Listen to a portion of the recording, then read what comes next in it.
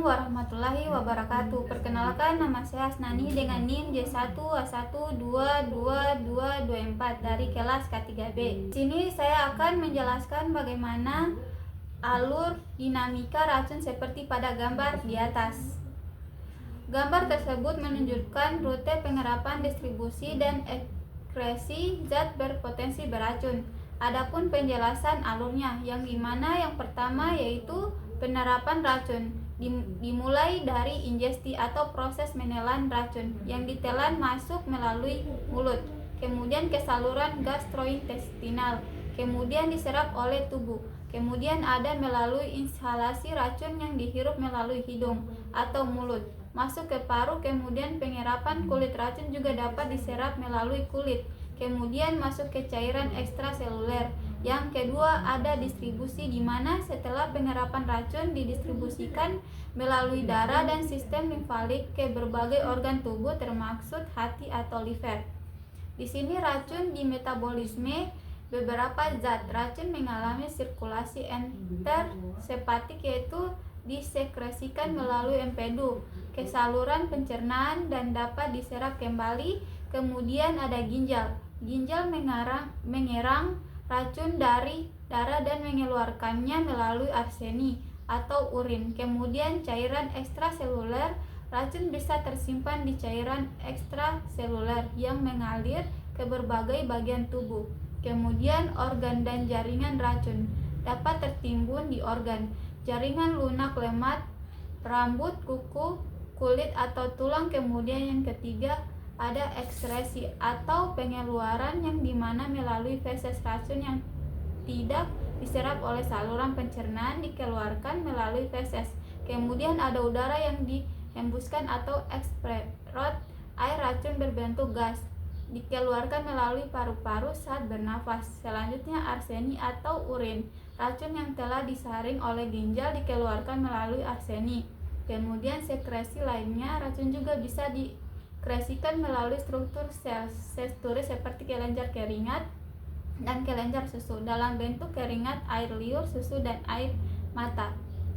Gambar ini secara keseluruhan menggambarkan bagaimana zat-zat toksik masuk ke dalam tubuh melalui berbagai rute, didistribusikan melalui darah dan limfa ke organ-organ vital, kemudian diekskresikan melalui berbagai jalur seperti keringat, urin, feses, atau udara yang dihembuskan.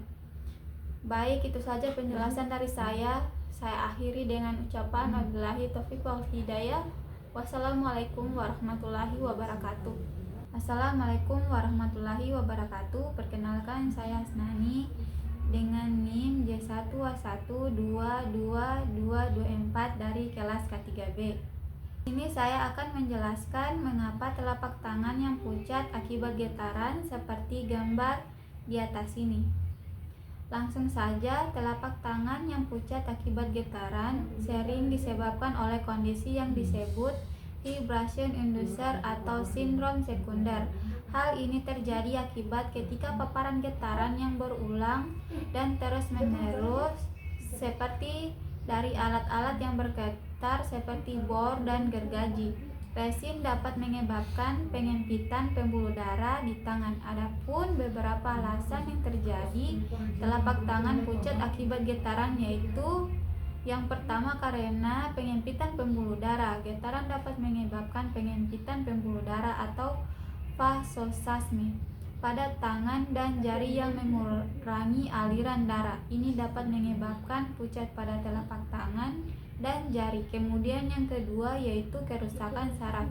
Ini juga dapat menyebabkan paparan getaran dalam jangka panjang, bisa merusak saraf di tangan, mengganggu fungsi normal pembuluh darah, mengurangi suplai darah ke jaringan tangan. Kemudian dan yang ketiga yaitu efek suhu dingin. Kondisi juga sering memburuk di lingkungan yang dingin karena suhu dingin juga bisa menyebabkan penyempitan pembuluh darah, memperparah pucat dan hilangnya aliran darah ke tangan. Kemudian yang terakhir kerusakan jaringan, di mana paparan getaran dalam waktu lama juga dapat merusak jaringan lunak di tangan termasuk otot tendon dan saraf yang dapat mempengaruhi suplai darah secara keseluruhan. Gejala seperti tangan pucat, mati rasa, atau kesemutan dapat berlangsung sementara atau permanen. Jika paparan getaran terus berlanjut tanpa tindakan pencegahan yang tepat, baik itu saja yang dapat saya jelaskan. Saya akhiri dengan ucapan wabillahi taufiq wal hidayah. Wassalamualaikum warahmatullahi wabarakatuh. Take me back to the night we met.